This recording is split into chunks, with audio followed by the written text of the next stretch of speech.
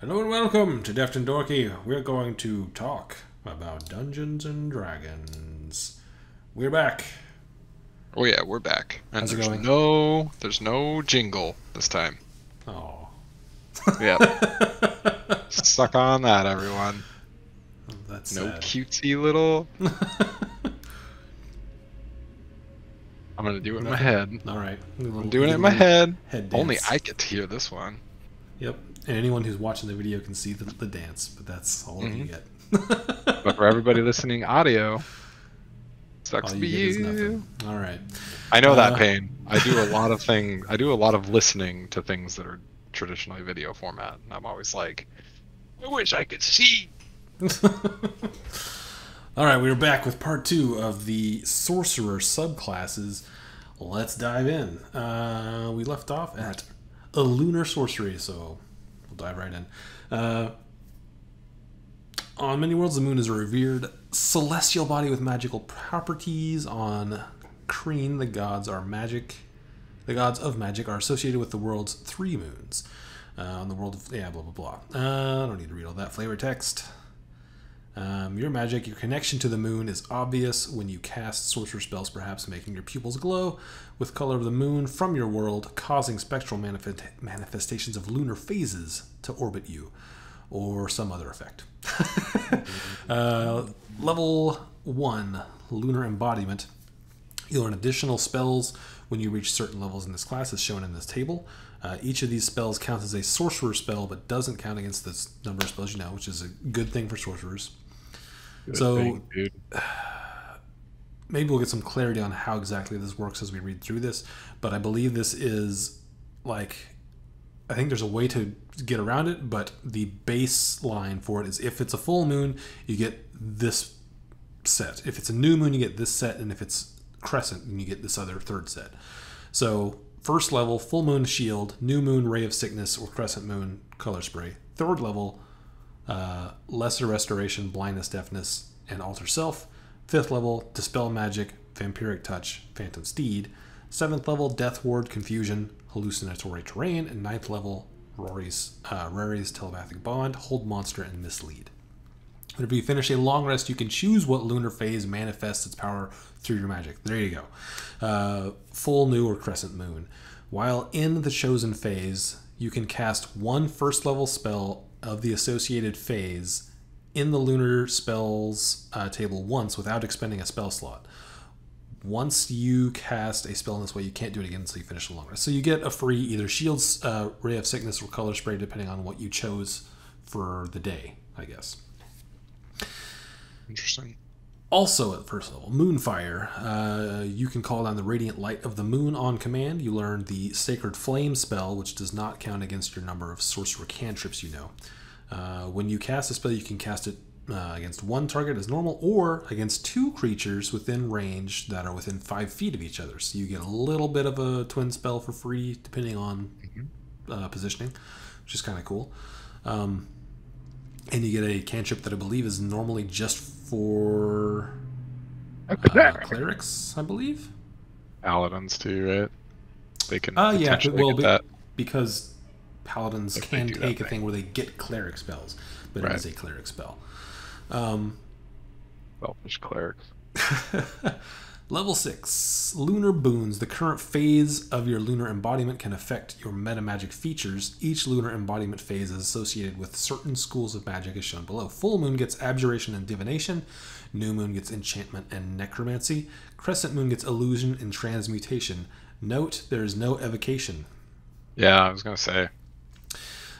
Whenever you use meta magic on a spell of a school of magic associated with your current lunar embodiment phase, you can reduce the sorcery points spent by 1 to a minimum of 0. You can reduce those. You can do that thing where you reduce them a number of times equal to your proficiency bonus, and regain all expended uses when you finish a long rest. So you can quicken spell, enchantment, or necromancy if you're new moon, and reduce the cost by 1, which I think quicken is 2 points. Yeah. So it would be down to 1. Or you can do like subtle spell on any of those things for free. for free. a number of times equal to your proficiency bonus. That's pretty cool. A lot of, I mean, there's a lot of those meta magics that only cost 1. Yeah, there's a lot of them for sure. So yeah, that's cool. Like you get them basically 2 to 5 free ones, basically 2 to 5 extra sorcery points depending on how you use them. Your proficiency bonus. So that's pretty cool. Yeah, I dig that. Yeah, and then you also get another thing at level 6, which is waxing and waning. You gain greater control over the phases of your lunar magic. As a bonus action, you can spend 1 sorcery point to change your current lunar embodiment phase to a different one. You can now cast 1 first level spell from each lunar phase of the lunar spells table once without expending a spell slot, provided your current phase is the same as the lunar phase spell. Once you cast a lunar phase spell in this way, you can't do so again until you finish the long rest. So it's just clarifying that, yeah, if you switch, you can then cast... So for instance, if you started the day off in full moon, you could cast shield at some point for free. If you then spent a sorcery point to switch to new moon, you could then cast Ray of Sickness once for free. And if you then spent another sorcery point to switch to crescent moon, you could then cast Color Spray once for free over the course of a day. Sweet. Okay, that's fine. Yeah. 14th level, Lunar Empowerment. The power of a lunar phase saturates your being. While you are in a lunar embodiment phase, you also gain the following benefits associated with that phase. For full moon, you can use you can use a bonus action to shed bright light in a 10-foot radius and dim light for an additional 10 feet, or to douse the light. What? Did I read that weird? Spend a bonus action to shed dim light for an additional 10 feet, or to douse the light. I guess that means you can use a bonus action to douse the light. Okay. In addition... That's weird. Okay, it wasn't just me then. In addition, you and creatures of your choice have advantage on investigation and perception checks while within the bright light you shed. That's kind of cool. That's kind of cool. New moon, you have advantage on stealth checks. In addition, while you are entirely in darkness, attack rolls have disadvantage against you. Oh, that's kind of cool. And then crescent moon, you have resistance to necrotic and radiant damage. Okay. Nothing so far seems particularly like super powerful. Yeah, I would describe this so far as cute. Like a lot of words for not very much stuff. I agree with you so far. I think that this will feel different if you're playing it, just because of the way that it ties in with the sorcerer itself. But yeah, it doesn't seem like super mechanically strong. At 18th level, you get Lunar Phenomenon. As a bonus action, you can tap into a special power of your current lunar embodiment phase. Alternatively, as part of the bonus action you take to change your lunar phase using the waxing and waning feature, you can immediately use the power of the lunar phase you're entering. So that's kind of cool if these are strong. Let's see. Full moon. You radiate moonlight for a moment. Each creature of your choice within 30 feet must succeed on a con save against your spell save DC or be blinded until the end of its next turn. In addition, one creature of your choice in that area regains 3d8 hit points. Okay. New moon, you momentarily emanate gloom. Each creature of your choice within 30 feet must succeed on a dex save against your spell save DC or take 3d10 necrotic damage and have its speed reduced to 0 until the end of its next turn. In addition, you become invisible until the end of your next turn, or until immediately after you make an attack roll or cast a spell. Okay. And Crescent Moon, you can magically teleport to an unoccupied space. You can see within 60 feet of yourself. You can bring along one willing creature you can see within 5 feet of you. The creature teleports to an unoccupied space of your choice that you can see within 5 feet. Obviously, it's regular teleportation stuff. In addition, you and that creature gain resistance to all damage until the start of your next turn. Once you use one of these bonus action benefits, you can't use that benefit again until you finish a long rest, unless you spend 5 sorcery points to use it again. So that's pretty steep. Yeah. Yeah. feel like for level 18, this feels a little underwhelming. Yeah, Like, it's not amazing. I think that the given that nothing before this has been like, oh wow, that's super strong. that's so broke, yeah. This does feel a little weak, especially given that you have to, if you want to use one of these things again, it's 5 sorcery points. Hmm. I mean, it's. I guess the thing as a whole mechanically is fine. Yeah, I don't think it's particularly strong, but no, I don't think it's particularly weak. It's just sort of right there in the middle. yeah. It feels very do nothing. I don't know. Like, okay, so let's break the 18 level thing. Hmm. Like, every creature within 30 feet could be blinded, but it's a con saving throw. And it's funny to me that it's just like, in addition to that, only one creature of your choice gets 3d8 hit points. Like, this is 18th level. Like, just give them like a mass healing word, essentially. I don't know. But New Moon. Yeah. I mean, I guess you could bring everyone to your party up, and that would be kind of broke. Whatever. This one's kind of cool. You go invisible, but 3d10 necrotic is kind of like whatever. It's also like if they save, then they don't take any damage because it's not like a half. Yeah. And then Yeah. So Crescent. I mean, it's a free-ish invisibility spell, which isn't terrible, No. but it feels like not a lot for 18th level. Yeah. You know what this kind of weirdly reminds me of? I don't know if you play things like Slay the Spire or those like card deck building roguelike games, or like I'm trying to think of another example. But like if like as a DM, if I had one of these, if I had a player that did this, I would give them a magic item that could somehow trigger a moon shift on a certain condition, just like every time. And so like it just feels like, oh, this is okay. But then if you like paired it with the right cards or whatever, then it would be broke as hell. Like you got to get the right setup, and then it's like super awesome. Yeah, if you can get all your support cards down. Yeah, exactly. If you I can was just set like, it up. oh, sick. Yeah. I'm triggering a lunar shift every time I do something. It's like, okay, cool, you did it.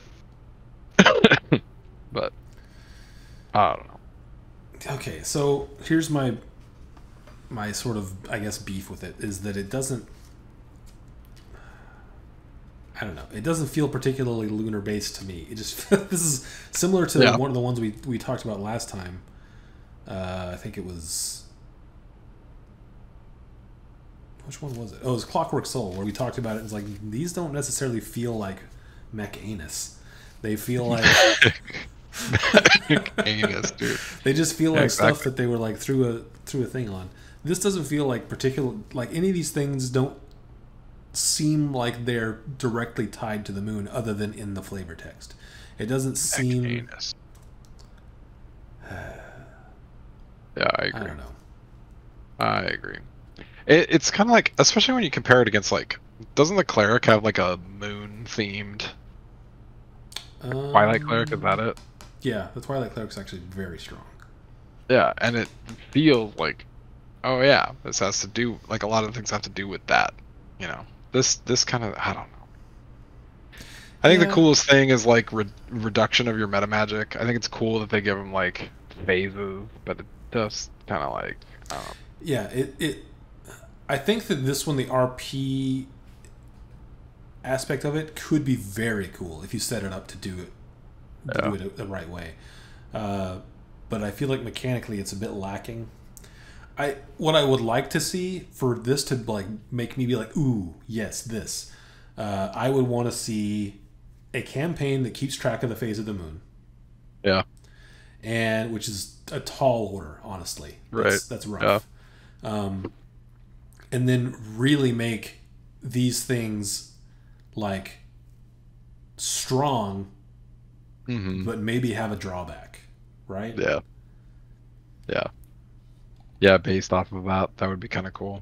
Yeah. Like imagine playing what's the elf that is Eladrin that Mhm. is like the based on the seasons. Yeah.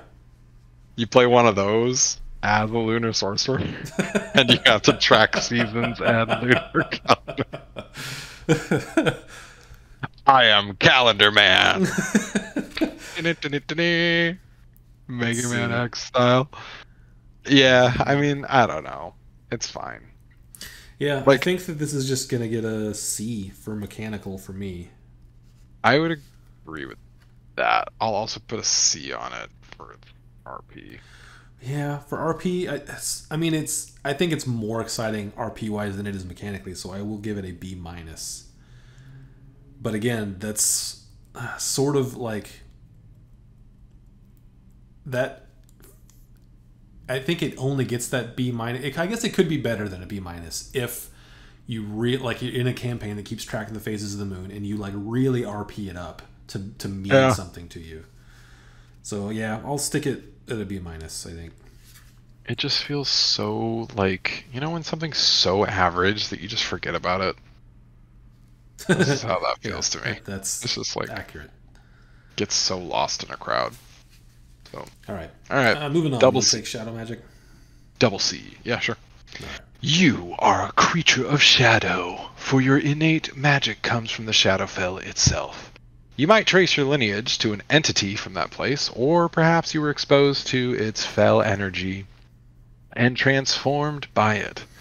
The power of shadow magic casts a strange pall over your physical presence. The spark of life that sustains you is muffled, as if it struggles to remain viable against the dark energy that imbues your soul.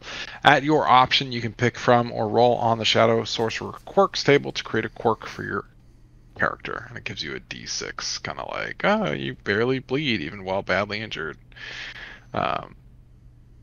You did this for my one shot, right? Yep. Yeah, this is dope.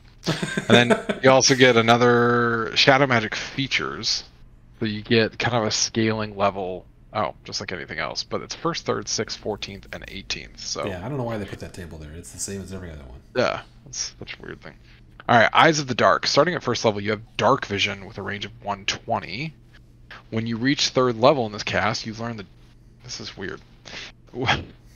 When you reach third level in this class, you learn the Darkness spell, which doesn't count against your number of sorcerer spells known. In addition, you can cast it by spending 2 sorcerer points by expending a spell slot.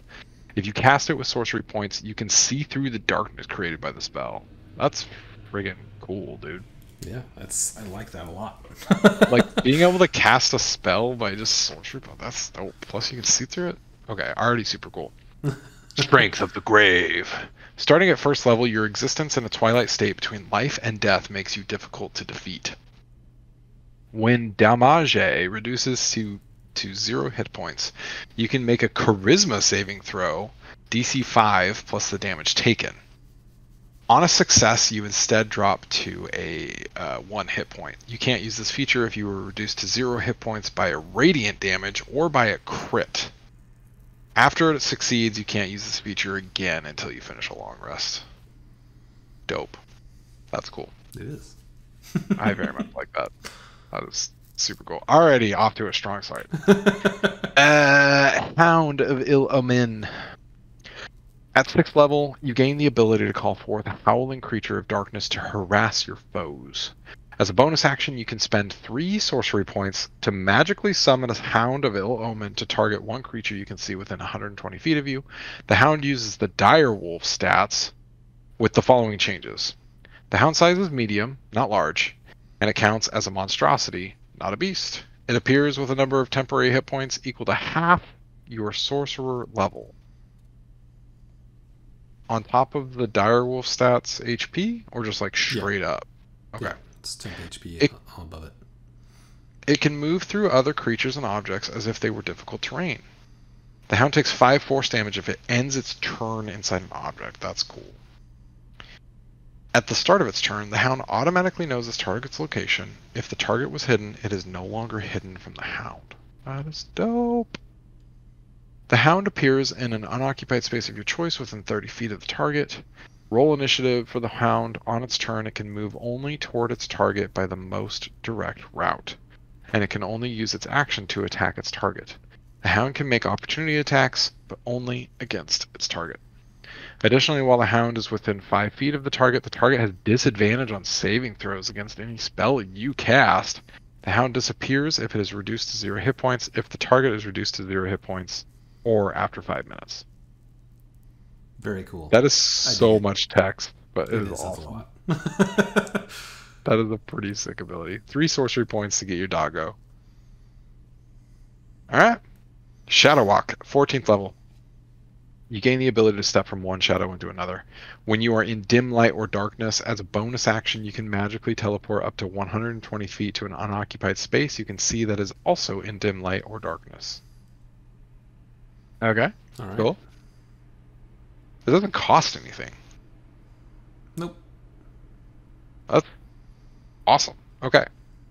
Umbral Form. Starting at 18th level, you can spend 6 sorcery points as a bonus action to magically transform yourself into a shadowy form. In this form, you have resistance to all damage except force and radiant, and you can move through other creatures and objects as if they were difficult terrain. You take 5 force damage if you end your turn inside an object. It's interesting it doesn't say this. Like, you're not shunted. Yeah, in other things it does say that, and then in the 2 instances it's brought it up. It's just like you take damage, but you're just still there. You get to like hang out inside somebody. You remain in this form for 1 minute. It ends early if you're incapacitated, if you die, or if you dismiss it as a bonus action. That's not bad. 6 sorcery points to get resistance to everything except for force and radiant. Yeah. It's not bad. So, yeah, like you said already, this is the one that I rolled up for to go into the Strahd world, which I felt matched very nicely. it honestly fits so well. Yeah. It was freaking cool. So yeah. Go ahead. No, so good. Oh man. Darkness is so powerful, man. Mm-hmm. Especially depending, we talked about this before, like how DMs play different rules. Like darkness is such a weird like concept. Like I can't see anything inside of it, so how do you like, can I even try to throw an Eldritch Blast in there? Yeah. You know, then does it just get disadvantaged? That seems like a little bit too good for darkness. Like, yeah. Yeah, and then you like gave me an item that like allowed me to do it even more, and I was like, okay. I feel like as a part of that item too, it like, I didn't read far enough ahead to see Shadow. I feel like it like basically just gave that to you. It's like, here you go. Yeah, mechanically I think it's pretty strong. I think the capstone thing doesn't like blow my socks off, but it is still it also doesn't make me go, oh. It's still good. Like the resistance to everything is still very good. Oh, good. And what's interesting is I feel like we've read a couple of these that have some kind of capstone ability, or somewhere in there where it's just like is my sorcerer a tank now? Like, yeah, and that's what I mean. The Umbral Form kind of does that for a little bit. I mean, I feel like it seems like it's like an oh shit button, right? It's like, oh god, something is looking at me and I need to be able to not die, which is great. I like it. I really dig the Hound of Ill-Omen from a like an RP standpoint. It's so cool. And I mean, I'm a little biased because I made a character for a specific campaign that did this stuff, and I wrote all this stuff into the backstory. Yeah. So, yeah, and the way I did it, my character had been like having these dreams where this like shadowy wolf-like creature talks to him in his dreams, and then when I hit level 6, it was gonna like manifest itself and help me. You there? Yeah. So I think, I like this one a lot. I think mechanically it is. I think it's an A, and I think RP wise, I think it's an A+. I dig it. Yeah. Okay. I'll agree with that. Honestly, have we given anything like this is the best one so far to me. Man, Clockwork Soul is pretty good too. Yeah, Clockwork Soul. Mechanically. I gave a B plus to mechanically, and then This one Divine feels like Soul the best. I gave an A. I gave an A to. So Yeah, because you could break it with meta magic. yeah, This one's so cool. but yeah, A It's funny plus. to This me, is the like, best RP the rating I've given.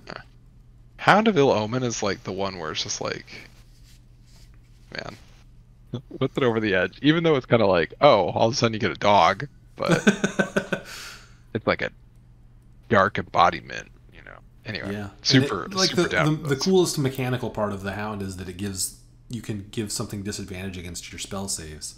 That's so good. Yeah, So good. it's very cool. You don't even need to get that meta magic. You just like just summon your dog. Yeah. Because I think it's, can't remember. Let me look at this. Where are your meta magics?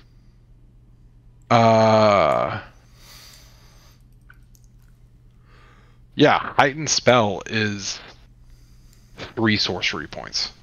That's how much your dog costs. Except Yeah. he sticks around for several rounds.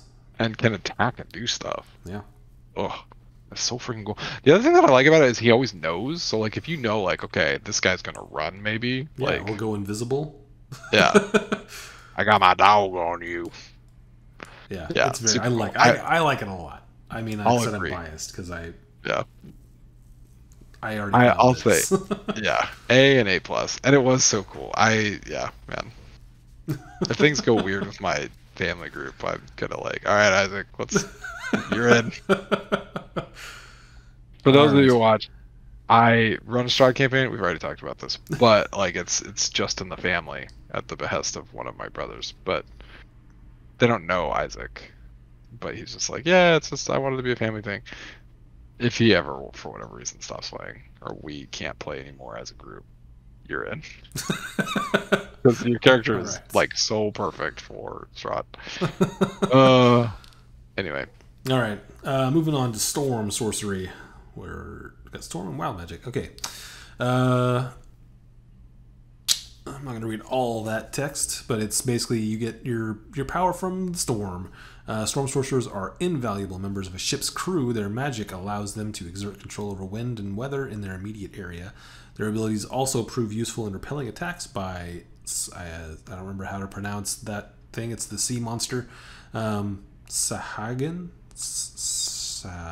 Sahwagan? Maybe? I don't know. Pirates and other waterborne threats. Alright, first level, you get Wind Speaker. The arcane magic you command is infused with elemental air. You can speak, read, and write Primordial. Knowing this language allows you to understand and be understood by those who speak its dialects, Aquan, Aran, Ignan, and Terran. So like the elementals, essentially. Also at first level, you get Tempestuous Magic. Starting at first level, you can use a bonus action on your turn to cause whirling gusts of elemental air to briefly surround you, immediately before or after you cast a spell of first level or higher. Doing so allows you to fly up to 10 feet without provoking attacks of opportunity. That's pretty cool. Yeah. You can just fly 10 feet, no attacks against you after you cast a spell that's first level or higher. Anytime. Yeah. That's so cool. You're just like, pew, pew. Sixth level, Heart of the Storm. You gain resistance to lightning and thunder damage. In addition, whenever you start casting a spell of first level or higher that deals lightning or thunder damage, stormy magic erupts from you. This eruption causes creatures of your choice that you can see within 10 feet of you to take lightning or thunder damage. Choose each time this ability activates, equal to half your sorcerer level. So if you cast a spell of first level or higher that deals lightning or thunder damage, anything you see within 10 feet of you take at this level three damage. Okay, sure. But it can get up to as much as 10 whole damage if you play all the way to level 20. Yeah, damage. That seems incredibly weak, but could be fun. Yeah. Also at 6th level, you gain the ability to subtly control the weather around you.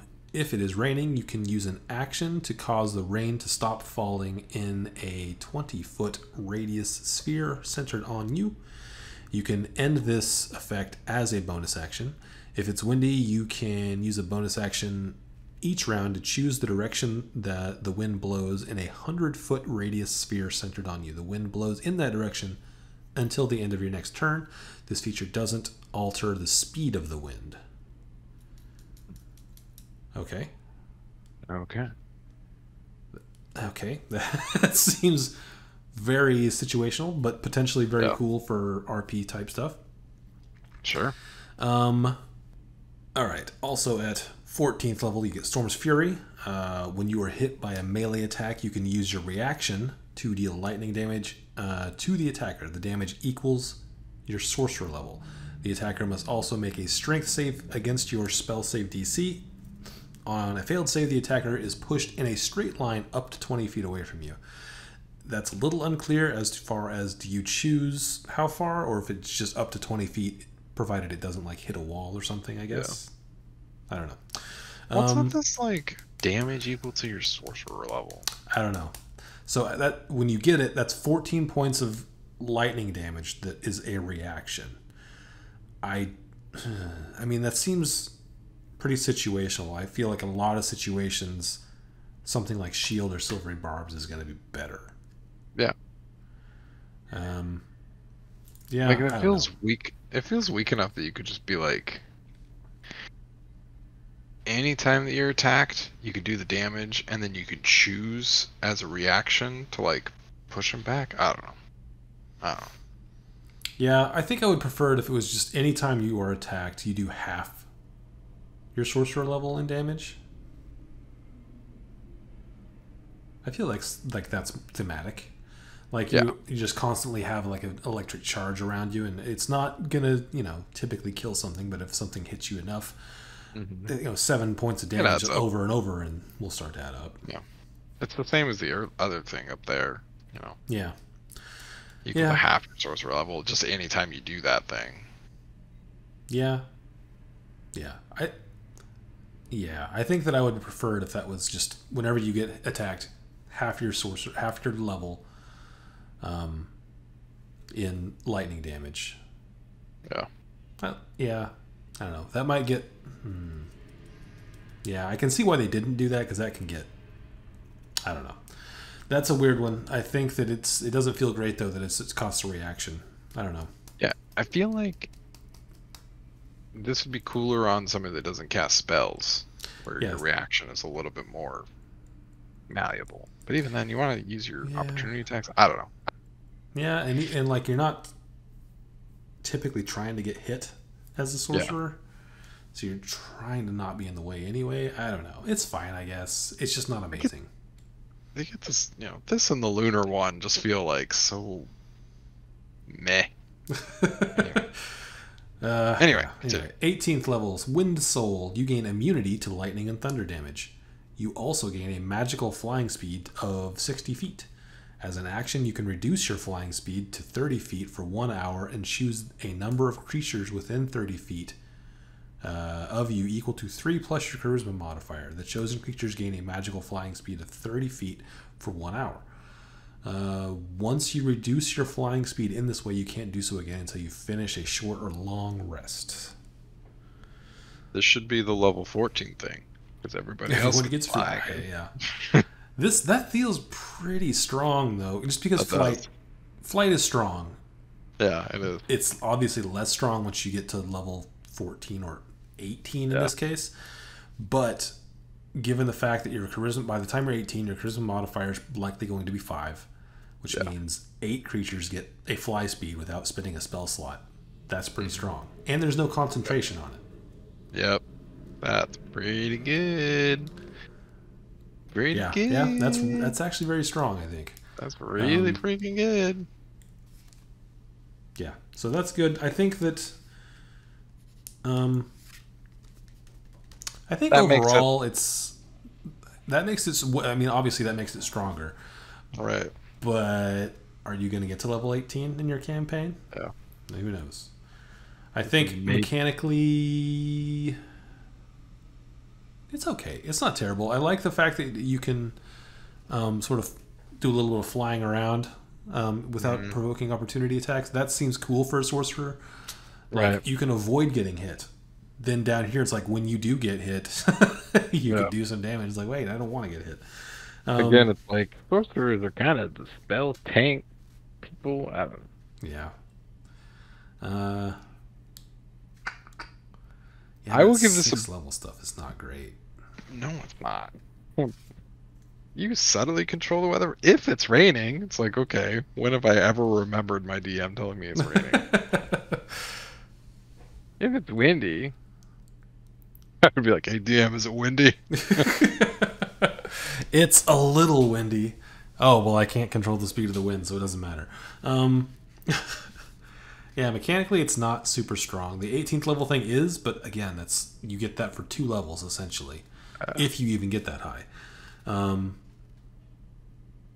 Yeah, I think mechanically this I'll give it a C plus, just because I do like the fact that you can move around early, 10 feet without provoking opportunity attacks. I think that's very strong for a level 1 feature. Yeah. Do you think this is better than the lunar one? I don't know. The lunar one gives you some spells. Yeah, this one doesn't give you spells. That fucking sucks. Plus, like, you're gonna want to take, like, this one hamstrings you a little bit in the sense that, like, okay, I want to take the lightning and thunder spells. Yeah, and there aren't a lot of those. They're like There's not a lot of nearly as them. many as there are fire spells. And some of them just aren't good. Yeah, I think I'll just stick it with a C. RP wise, this one has the potential to be cool, provided it's in the right campaign. Like if you're doing a full at sea campaign, Yes. this one is stronger RP wise.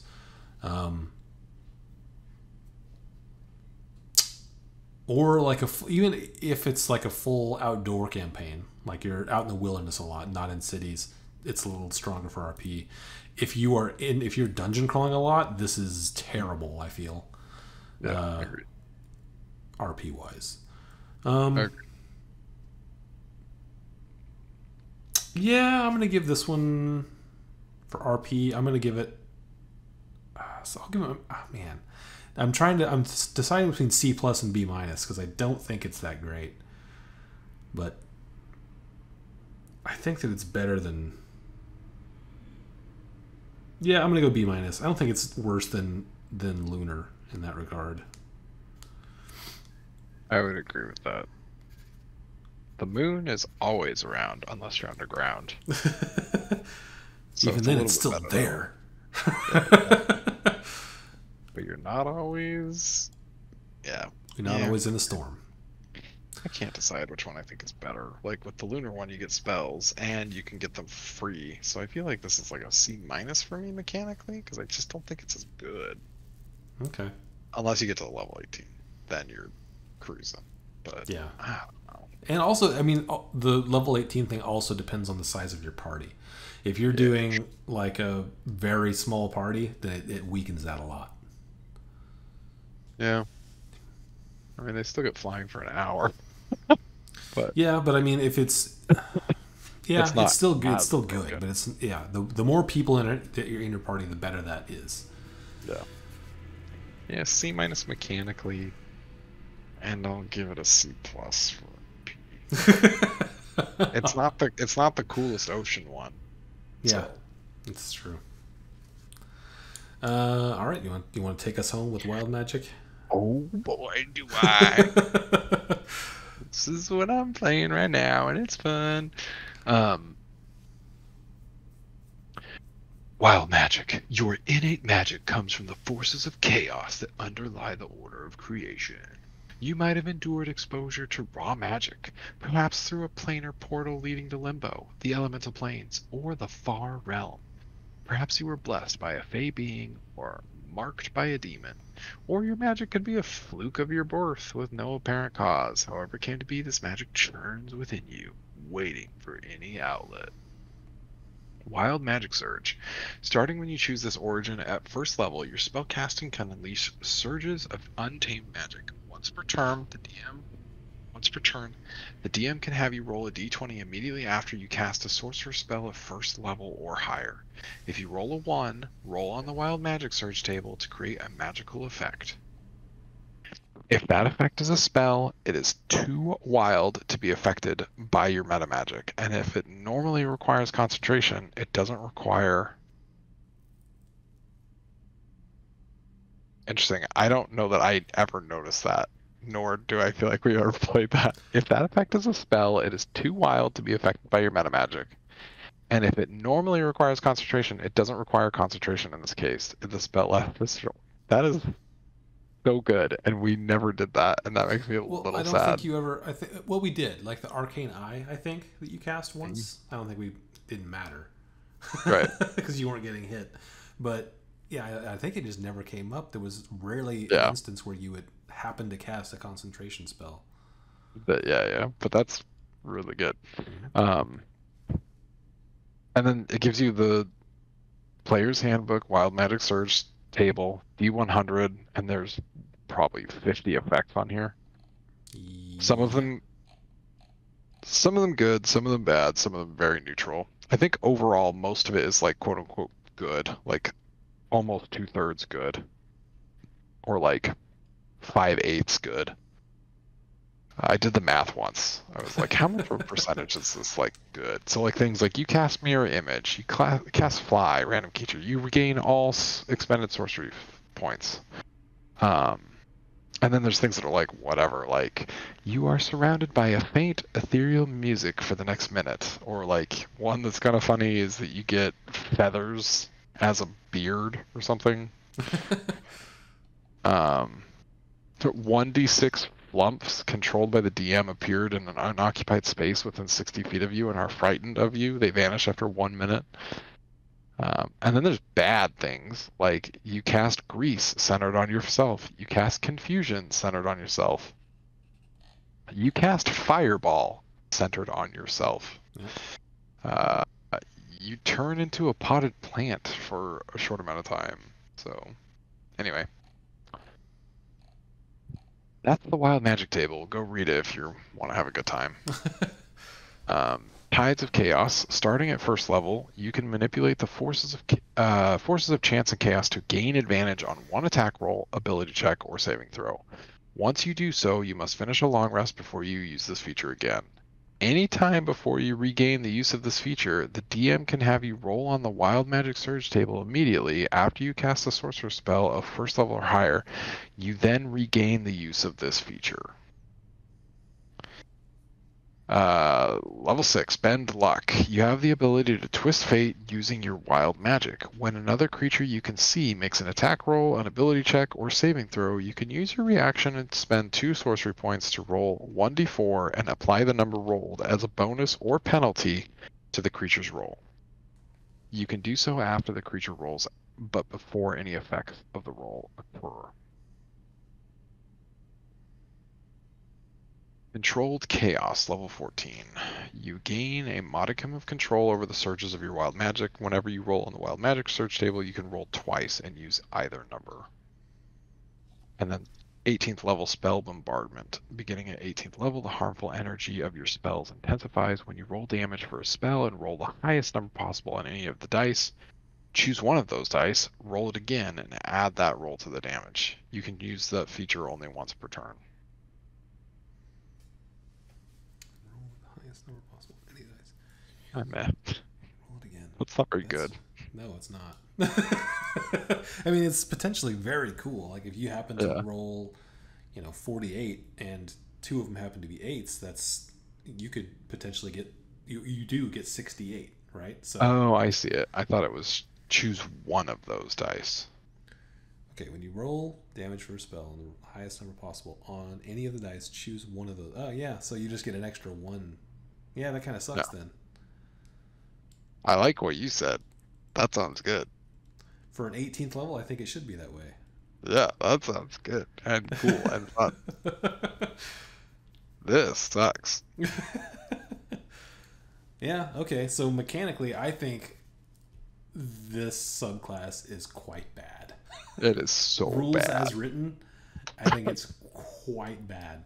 The the subclass this bug. whole thing that it's sort of built around, these spell surges, is so like unlikely to happen outside of your Hmm. DM just being like, oh, you used your feature, do a surge, let's get it going.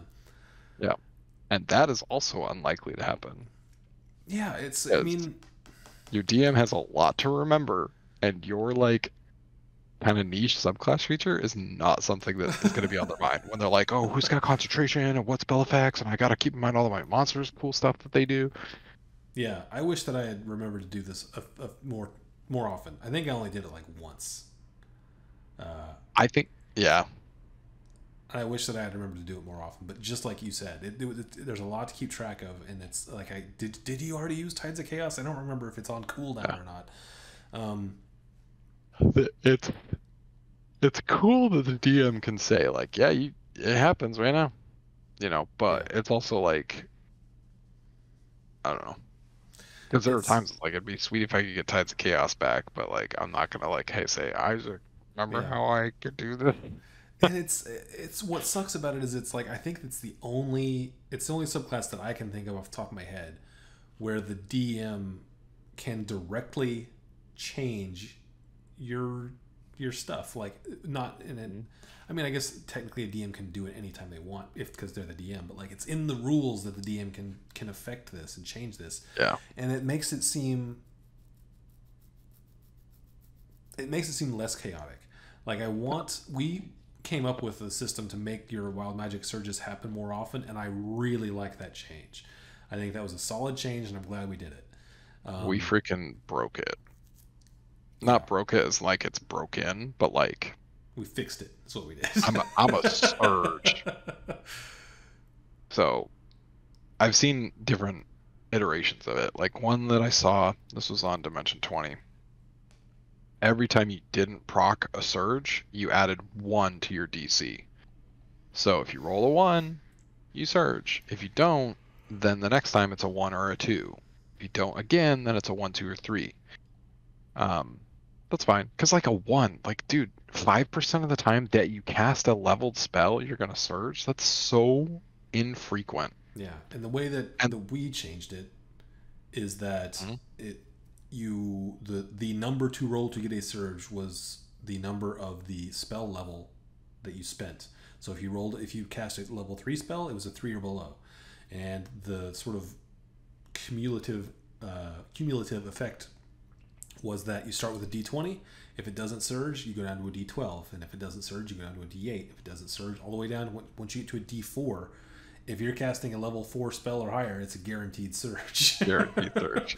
And it's so much cooler thematically. Like if you're building a wild magic surge with sorcerer, like the lack of control is probably going to be embedded into your character. So the idea of like surging is like impossible with it as written. It was Yeah, so much fun to be like, okay, I've been casting a lot of magic and my body can't handle it. It's gonna blow. It's yeah. I so think much that's a fun. way better approach to it Yeah. because there is a like an unreasonably strong chance that if your DM doesn't force it, you could go an entire campaign without ever surging, Without ever which surging, makes it which is like, why did I roll boring this as hell. subclass? Yes. You do this subclass because of the surge table, not anything else on it. Yeah, and honestly, like, we went with a different surge table, but like, Hmm. this one isn't bad. No, it's not bad. It's not And bad at all. looking In at fact, it, like, there's a because we the one we good. used, I had to, like, there was multiple times, and we just changed it as we went through, but there's multiple times and when the effect was just not a thing that mattered, and Right. and towards the end of it, I was like, okay, well, I'm just gonna like circle out until I find something that matters in the moment. So So the we level sort of 14. fixed it, but yeah. Yeah. Now, I will say that they have talked up a big game about the 2024 Player's Handbook Surge Table being really good. So I'm Wow. anxious to read it when it comes out, but we'll see. Um, but By the mechanically, yes. I was gonna say that you cut in and cut out, so you'll want to revisit that moment in post. It's Oh, like, I think that I may have cut out in Discord, but I'm picking up my mic oh, okay, directly, cool, so cool, I cool, should cool, be cool, good. cool, cool.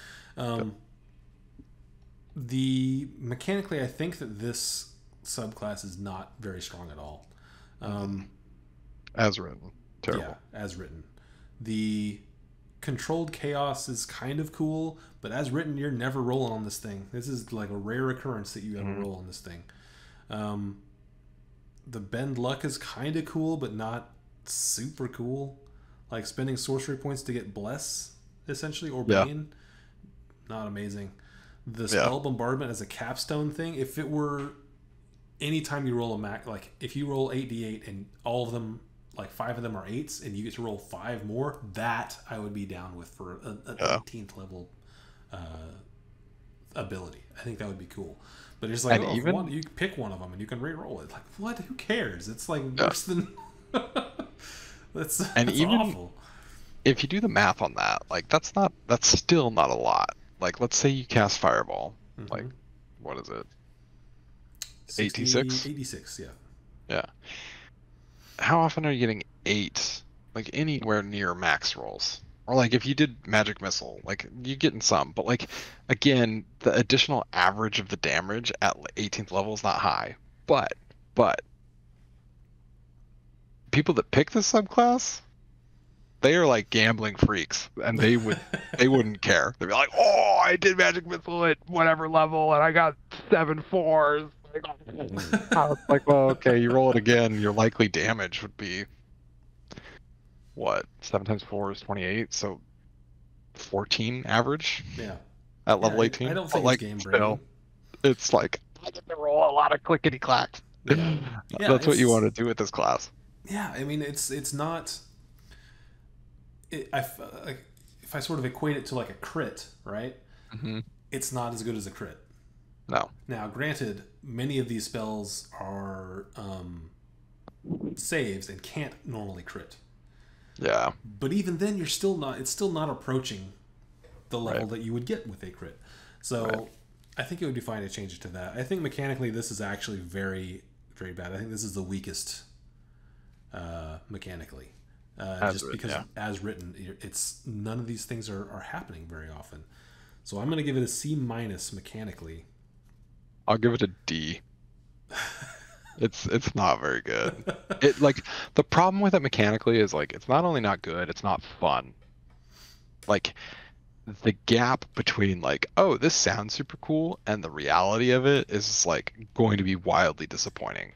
So institute some of the changes that we recommended. Another one that I'd recommend is like the 14th capstone, swap that for something else and just do that depending on a circumstance that you and your DM decide.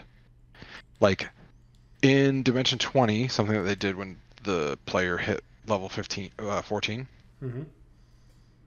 Brennan would tell them in a vague way the outcome, and the player could choose. And so he would say, like, you either grow in a level of defensiveness or get to choose to do a certain amount of damage. And then the player could do that, and he'd be like, okay, the specific thing is that you do this. Mm-hmm. Which I thought was kind of cool because this like, oh, like use either number, the player doesn't know, right? Something Yeah, that I we mean they talked can. about at the very end Mm-hmm. that I like that you did is that you told me that like there was a wild magic surge on this one table that we had where I rolled and it's like, oh great, I have resistance against all damage from a celestial or something weird like that. Yeah. And it was like that feels super lame and hyper specific. So you were like, I'm gonna take the next closest applicable thing on Yeah. the table. Yeah, that's what I So started doing at the end because it was just like more than once we came into that problem where the thing that happened was like you feel something. There's no visible change. yeah, yeah. And like some of these are like very whatever. Like one of the surges I had was like a smattering of pocket change like appeared on the ground around me, which is Yeah. like that's funny and like just kind of cool, interesting. It doesn't mean anything. I think it was like 10 silver and 16 copper or whatever, and it's like I love the bizarreness of some of these things, even if they don't do anything. Yeah. But then there were some where it was just like, oh, this doesn't apply at all. And the times when it was bad, it was like, this is comically hilarious because the outcome of it being potentially really awesome is also there. Mm-hmm. So Yeah, like the pocket change one, I feel like was okay just because like it did something, right? yeah, You're like, wow, and especially if you like describe it as a magical occurrence, um, it can be more fun. But like some of yeah, those, like you were saying, the celestial one, there were no celestials anywhere close, so it didn't do. It literally did nothing. It was just like you feel a tingle. yeah, The end. Because if I tell you, oh well, you have resistance to that, and it's like okay, or I yeah, can tell you nothing happened, and it's still like okay. I don't know. It feels yeah. bad for those, but I feel like from an RP standpoint, if you really dig into it, I think it can be really good. Like I think it was really good in our campaign. Mhm. Um, I had a good time with it. I wish I had done more with it. Uh, I still think we did quite a bit, and it was awesome. yeah. I give this I give this a D or a D minus for mechanics. I give this S tier. This is the best one Ooh, of the S tier. bunch. You think Yes, so? because it is exactly when I think of a sorcerer, this like ties in so well with the class. And it's just the most fun that I think anybody could have with this idea of like, you didn't learn magic and you didn't get it from anywhere other than within you. Like, it's in your blood and you're not meant to have it. Like, it's just so. Love it. Ah. Yeah, I mean, I guess yeah, I'll agree with you on that. That is an excellent point. I will go ahead. Yeah, I'll put it over the shadow magic, which I am reluctant to because I like the shadow magic one so much. But yeah, you're right in the fact that like RPing this as a sorcerer is, especially given the fact that in D&D there's a sort of unspoken tension between sorcerers and wizards where wizards are like, Mhm. hey, I know what I'm doing. You didn't have to work for any of this, and sorcerers are Right, very, again, a sort of unwritten rule that they're sort of very arrogant about it, being right. a charisma based class. Yeah. Um, yeah, I do like that. I I will give it the S tier. like to the point where I would argue that if any, like, if somebody comes to my table and they want to play a sorcerer, I would tell them, if you want, you can take components of the wild magic subclass and just make it a class feature. That's Because essentially what we did yeah, and I by the end loved of it. it. Yeah, Yes, because because I was. you went into divine soul, but you were like, Mm, can I keep the magic tables? Like, yeah, let's because it makes sense. mm, Like you said, that's kind of what a sorcerer feels like to me as well. Is yeah. that sort of thing. So I feel like having that level one sorcerer table, I think you can plug that into almost every other subclass and make it cool. Hmm. It felt so good. It was the most. Yeah. It was. Ah, I just. Oh, I love it. Yeah, it's good. I like the RP aspect of it for sure. Um, all right, so to recap, what do we got here? Uh, Aberrant Mind, I got. What was that? I don't even remember what I put on that. That's either a B or a D. I can't read it. Aberrant Probably a Mind, B. was it good? That one was not bad. Okay. Um, yeah, psionic stuff. Yeah, I think I probably gave it a B. I don't know, but either way, RP I gave it an A. In fact, I'm gonna go over RP. There's only really the worst ones are B minuses for me, Mm, and that's the lunar and the storm. And I feel like that's just because they are like they don't. I don't know. They don't feel fun to me for RP right. unless it's a very specific situation. Um, and then mechanical, the lowest one I think was the wild magic, which as written I believe is accurate. The Yeah. best overall, I think, is going to be Shadow because it was A and an A plus. It was strong in Oh both yeah, boy. categories, and the Divine Soul was an A and an A for me. Yeah. And it's funny because like I feel like the Shadow one is good on its own, and Divine Soul is like because you're a sorcerer and you get meta magic, you are broken. Yeah, Like Shadow Magic could be any, like, you could do that for any class. All the things that it had were like, that's cool on its own as a subclass. Yeah. Yeah, I agree with that sentiment. Um, so yeah, I mean, yeah, we went over the sort of best overalls. I think that the dragon, yeah, the draconic bloodline was not amazing mechanically. Yeah, we talked about that. You should be able to turn into a dragon at 18. That would have been Yeah, cool. dude. Um, but yeah, there you have it. There's your rankings for if you're looking to play a sorcerer and you're looking to have some fun RPing it. Man, Uh, being a being a sorcerer in 2014 when the book came out, and all you had was wild magic and draconic bloodline. was Oh, it just bummer. those two? I think so. The player's handbook only has those two. Ew. Yeah. Oh, I think it was storm sorcery as well. I think it had Oh, three, but yeah, that also one's not also great. not. Yeah, yeah, they definitely got better as they went along with that. Or if you were to had to modify it yourself. But Yeah, there you go. Um, we'll do more of these subclass breakdowns. I like doing them. they're fun. We'll do more of them as we go through. But that's it for sorcerers. Hope you enjoyed it. Thanks for chatting with me, and thanks for listening, everyone. We'll catch you next time. Bye. On Dragon Ball Z. Yeah, bye.